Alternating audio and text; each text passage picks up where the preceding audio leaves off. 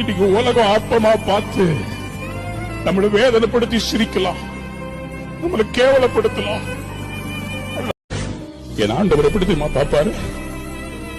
இந்த கண்ணீரை அவர் சும்மா கீழே விட மாட்டார். அம்மா, உன் கண்ணீரை ஆண்டவர் தன் துருத்தியில பிடிப்பார். ஆண்டவர் என்ன தெரியுமா செய்வாரு? இந்த கண்ணீரை நீ தொடக்கிறதுக்கு முன்னாடி அந்த கண்ணீரை தான் கையில பிடிப்பாரு. தான் கையில பிடிச்சு சொல்லுவாரு, இந்த கண்ணீருக்கெல்லாம் நான் உனக்கு ஆசீர்வாதத்தை தருவேன். அவர்கிட்ட ஒரு கிளாஸ் இருக்குது, அவர்கிட்ட ஒரு நம்முடைய கண்ணீர் வீணா போகாது. என் தேவைகளை